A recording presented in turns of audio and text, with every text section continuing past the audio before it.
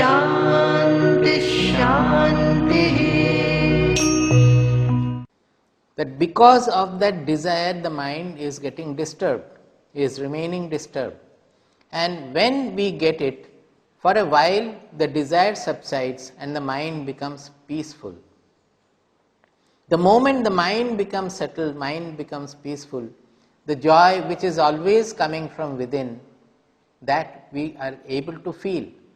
But that state does not remain, because very soon some other desire creeps in and again makes the mind disturbed. So the desire is actually not taking us to happiness, but it is actually removing it's not allowing us to become happy. Suppose, even as I always give the example, suppose first time you have gone in front of the ocean or sea, and you see the vastness and you feel so joyous seeing the sea. Oh, such vast sea, and you become so delighted looking at it. Then suddenly some news comes that you have lost your job, or you have lost some money, or you have lost some relative or so. Immediately you find that the joy has gone, your mind has become depressed, the mind has collapsed. Now what is the reason? The sea, if the joy remained in the vision of the sea, that is still in front. But why are we not having the joy even? Why are we not having the joy then? Because the mind, when it first saw the sea, the mind also expanded, it became vast like the sea. It forgot all its small constricting occupations, selfishness, blaming tendencies, or self-centered tendencies, so many things which is making the mind constricted, which making the mind small. Those were all forgotten. So the mind took the shape of the space or the sea, it became vast. So naturally, whenever the mind is coming close to infinitude, it is becoming vast. It is coming closer to the soul. That we should understand. What is the soul? The soul is infinitude. It is even transcending infinitude, but let us at least say it is infinitude. It is uniform. It is not having any fragmentation at all. So whenever the mind, from its constricted, fragmented state, it is becoming vast and coming near infinitude. It is coming nearer and nearer to soul dimension. So naturally it will automatically start reflecting the soul properties. One basic property of the soul is ananda, the placidity or the bliss, we say. So because of the expansion of the mind, we felt the joy. The moment the other news came which made my mind again selfish, constricted, small, we lost the joy, because the mind has lost the soul dimension there. So the desires, our selfishness, our constriction, our slavery to the world, it is always making our mind small, fragmented. So the mind is not taking up the soul dimension, the mind is not able to assume the soul dimension. That is why it is not able to have the joy. And we think by getting something we will become joyous. Suppose something we want very intensely. The more our intensity of the desire, the more is the intensity, more will be the joy when we get it. Is it not so? It is always so. When we are wanting something very intensely, what happens is that intensity of the desire, it keeps away all our other occupation, other disturbing elements from the mind. Suppose when we want something very intensely, we forget even food, we forget where we are staying, we forget about the comfort of living, everything we forget. That means the whole mind has become one-pointed to fulfill that desire. So naturally, when that desire is fulfilled, the mind for a longer while remains absolutely calm, placid. That all small desires, other disturbing elements, they don't flock together because they had been kept away by the intensity of the desire. Am I clear? Because of the intensity of the desire, all other small disturbing elements were kept away. So when this intense desire is fulfilled, naturally the mind is in a better state of fulfillment, better state of placidity, better state of peacefulness and calmness. So the joy also is felt more, the bliss is felt more felt more. In meditation, when we have it, the mind is absolutely calm. It is not having any occupation with any of the world objects or anything. So the bliss is at that point is maximum. It floods us. So it is not the fulfillment of the desire. This is the conclusion we want to make. That it is not the fulfillment of the desire which is making us joyous. But it is the elimination of the desire which is making us joyous. From these examples, we understand that when the desire is eliminated, the mind becomes peaceful, and whatever the soul quality, the ananda, that is felt by us. Just like when you have a water, if the water is calm, there is no waves, then you can see the bottom. And the clearer the water, the purer the water, the vision of the bottom is also clearer. Like that, when the mind is not disturbed at all, then you can, the quality of the joy of the soul, it comes, it is felt by the mind. And if the mind is made purer and purer so that other dross is also removed, the joy becomes clearer and clearer. It remains permanently there when the mind becomes absolutely clear. So we have to understand that it is not the fulfillment of a desire that produces the joy. It is the elimination of the desire that gives us the fulfillment. So if we eliminate the desire right in the beginning, if we don't desire anything, if we eliminate the desire right in the beginning, then we will be fulfilled. We will always remain in a placid state. That is what the spirituality does. That we say in devotional scriptures also, the highest state is called nirapeksha. That means not expecting anything from anywhere, anybody, anytime. Not expecting anything at all. That means what? That I am always satisfied, I am always fulfilled. This state is given such a great position in Srimad Bhagavatam that it says, Nirapeksham munim shantam nirvairam samadarsanam anubrajamyaham nityam Puyetyangrirenubhihi. He says that a muni, a meditating, ruminating seeker, who is nirapeksha, a devotee who is nirapeksha, means who does not have any expectation from anywhere at all. Whatever comes to him, it is coming from my Lord. If everybody dies around, if I have lost all the property, I have lost all my wealth, I have lost my job, I have lost my relatives also, even then he feels that it is all done by my beloved God. So he embraces everything as his Lord's gift. So such a person who does not expect anything from anywhere and accepts everything, this acceptance is a great tool for anybody. The moment we accept, all our stress will go. All our distractions will go. The acceptance is a great quality for any seeker or anybody. We always talk about nowadays about stress. This acceptance is a great medicine for removing all the stress. So he says that such a person who is not expecting anything from anywhere, he says that I follow that devotee. The Lord says, I follow that devotee. Anubrajamyaham nityam puyeti angrirenubhihi. I follow that devotee so that I can take the dust of his feet and with that I can purify myself. Now it has been composed by the Rishi. But why has he composed like this? To tell us that this non-expecting position, that nirapeksha mindset of a seeker, of a devotee, is so great that he will be followed by God. He does not have to follow God. God will follow him.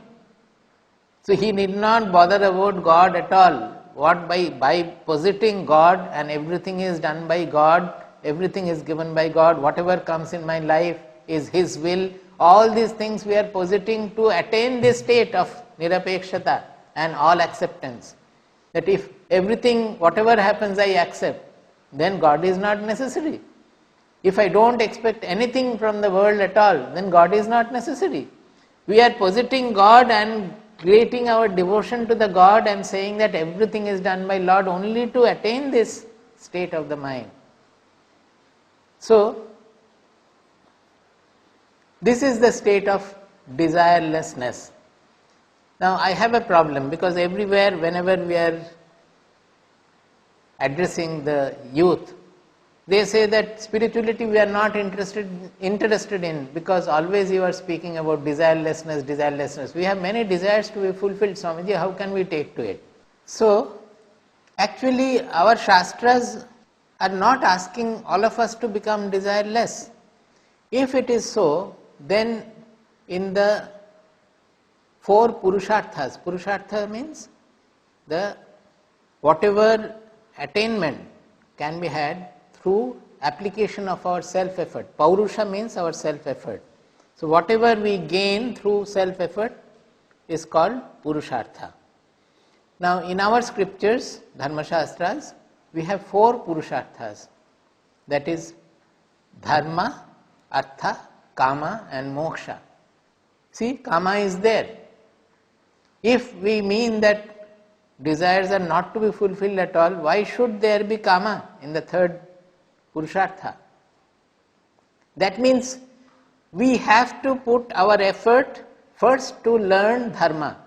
That Dharma we are supposed to learn in the Gurukula. Those days we were learning in the Gurukula, but during our Brahmacharya stage we should learn Dharma. Now what is that Dharma? It is not religion as often it is understood. It's not religion at all. Dharma is the natural harmony. It is the natural course of sustenance, the force of sustenance of the world, sustenance of one's being. We define Dharma as Dharma eva hato hanti dharmo rakshati rakshitaha. That means Dharma is such a thing, such a harmony or such a tune, which when we follow, if we preserve Dharma, Dharma preserves me. And if you flout Dharma or kill Dharma, then Dharma kills me. Dharma eva hato hanti dharmo rakshati rakshitaha. When we kill Dharma, it kills us. When we preserve Dharma, protect Dharma, it protects us. What does it mean? That if we follow, because Dharma is the natural harmony of the universe, so to say. It is the underlying, basic, fundamental, auspicious vibration. If we are in tune with that harmony, then we are also sustained by nature. But if you are out of tune with that we break that harmony, then we also fall a prey to the destruction. It is very simple, because nowadays we know that how we have spoiled nature, the environment we have spoiled. And what has happened?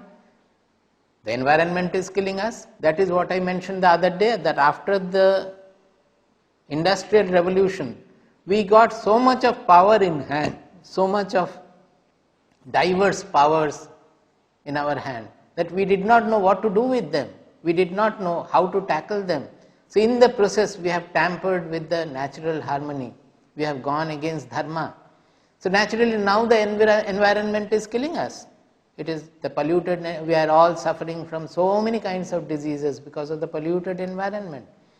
It is not only in that sense, it is in subtler sense also. When the mind flouts certain auspicious ways, we are also, we have to suffer the repercussion of that. If we become very selfish in our mindset, we are very selfish. And what is the natural harmony? Natural harmony is all, we should be universal in our attitude. All should love everybody, everybody should love us. But we want love from everybody, but we don't want to love others. That means we are flouting the harmony. So when we don't love others, are all going to love me? It never happens. So in our psychological level also, always we are flouting Dharma, and that is why we are getting punished. Those who have flouted Dharma in their young days, you will find that they are completely psychologically broke. In their advanced stage, they will suffer from so many kinds of mind-originated diseases. It is absolutely going on according to the laws. This is the karma. Karma, when we say, the karma is partly gross law as the causality in the gross universe, and partly it is the subtle law. There is a subtle causality in our mental level, in our emotional level, in our intelligential level also. We are not seeing those causalities, so we violate them. But actually the inner causality is also there. That is what is meant by karma. That if we follow those laws, that means they are the laws of dharma. So in our childhood itself, in our young days when we are undergoing brahmacharya, we have to learn the laws of dharma. And in that we will be told about this highest truth also, that if you try to fulfill everything with a selfish motive, you will never be satisfied. And the ultimate satisfaction of man does not lie in gaining anything from the world. Na vittena tarpaniyo manushyo. It is said by Nachiketa, 7-year-old Nachiketa, to Yamaraja. That means he had already learnt in his dharmic lesson that na vittena tarpaniyo manushyo. That by wealth alone, nobody can be satisfied. Man can never be satisfied by wealth alone, by anything of the world alone. So, that lesson they will learn during their brahmacharya. But after the brahmacharya, there will be a convocation where some will take to the spiritual pursuits, saying that we don't have any worldly desire, we want to go for the ultimate shreyas, nishreyas. Nishreyas means the ultimate auspicious goal. We are not interested in the worldly pursuit. So they will take to the Naishthika brahmacharya, and finally they will take to sannyasa. This is reserved for very few who do not have worldly desires. But for others, after they have learnt all these things, they will enter the garhasthya, the household life. There what will they do? They will earn. Artha is the next purushartha. The first one is dharma, then comes artha. That means they will have to earn living. So they will do something so that they can earn their living. They will do that and earn. And then comes with that artha, what will they do? Dharma, artha, kama. They will fulfill their rightful desires. There comes importance. Rightful desires means which will not hurt others, harm others, and will not harm himself also. There are various, you can say, I will drink, my drinking will not harm others, but it will harm you. So, it should not harm anybody, it should not harm others, it should not harm you also. Whatever are the rightful desires, you fulfill them. That is the kama, dharma, artha, kama. But there is a big but which we have to understand. In fulfilling the desires, we should not forget the dharma we have learned. All the earning, the artha, earning should be done on the basis of that dharma, whatever we have learnt in dharma, not flouting dharma. When we earn money, earn wealth, it should not be flouting dharma. We should not accumulate wealth also flouting dharma. All these dharmic codes he has already learnt in brahmacharya, that he should not accumulate excess wealth. He should think of others, he should give to the society, he should do this, do that. Everything is given in the lessons of dharma. So he should earn following dharma, based on dharma, because dharma is the foundation, and he should fulfill his rightful desires without harming anybody, without hurting anybody. Also, that one is based on dharma. Now, he has learnt in dharma that the fulfillment does not lie in any of the objective fulfillment. He will not be ultimately fulfilled. If you have desire for marriage, you marry. But knowing that this marriage is not going to make you permanently happy. Knowing that if we do, similarly, if you have a desire for money, then you have money, you earn money, but never get deluded that by earning more and more money, I will become happy. Generally, it is the other way. Initially, money is a need, but as you go on accumulating money, you become richer and richer, then money becomes the cause of unhappiness there. So, this truth we have to be aware of. When we know that I have a certain desire and I have to fulfill, but I know that by fulfilling this desire, I am not going to be permanently happy. If we approach life in that manner, then we will find that very soon we will outlive the desires. So the Shastras are not asking us to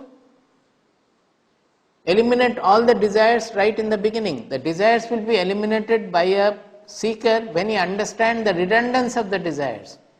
But for ordinary people, the desires have to be fulfilled to a certain extent, but they have to fulfill knowing that I have to fulfill the desires based on the dharma, the codes of dharma, and also knowing that this fulfillment of objective desires, worldly desires, is not going to fulfill me permanently.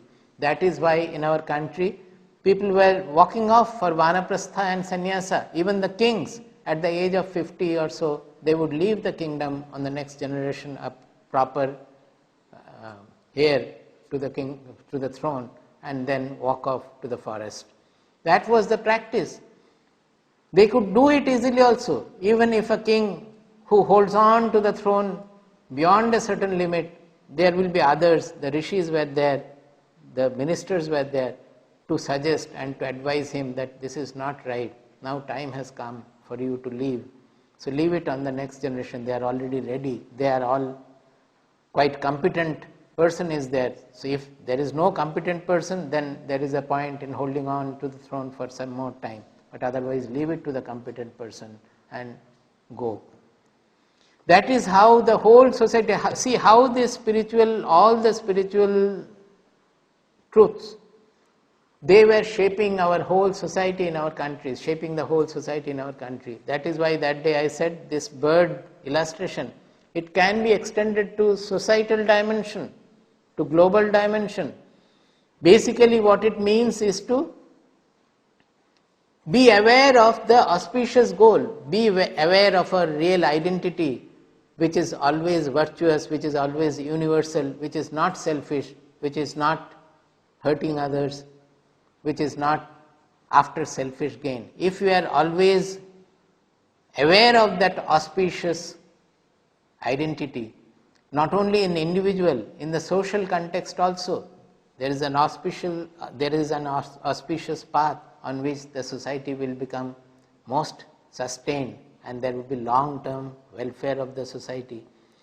That the mind of the social leaders, of the business leaders, all should take to that long-term welfare of humanity, the highest aspirations of the human civilization. Then only the whole nation and the globe will move in a sustained manner following the path of dharma. So it is not that the spiritual shastras or spiritual lectures we are always asking people to become only desireless. Desire, we should understand the redundancy of the desire. To become happy, desires are not necessary. When the desires are eliminated, we become happy. But whatever pursuits are there, natural pursuits are there, we should do all that knowing the truth. Then we will never be trapped. The main problem in the larger perspective is our slavery to the sense enjoyments and the world objects, that we are becoming slave to them. If we are master of ourselves, then we will be master of the world. Not only as individual, as a society also, we will be master of the world. We will utilize all the comforts, all the scientific and technological advances, everything we will utilize, but not at cost of our own soul, not at the cost of our own well-being. We will be able to utilize everything with the mastery over ourselves. That was the ideal model of our Bharata Varsha.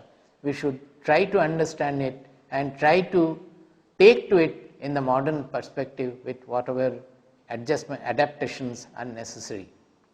Now let us get back to the shloka. So this 1 and 2 gives the illustration of the two birds with our own identity, the real identity and the constructed identity, and how to get back to the real identity. Then 3 and 4 we have discussed what are the effects. In the effects I will summarize that what is happening. Punya pape vidhuya, he goes beyond this constricted concept of papa punya. That means he becomes absolutely purified.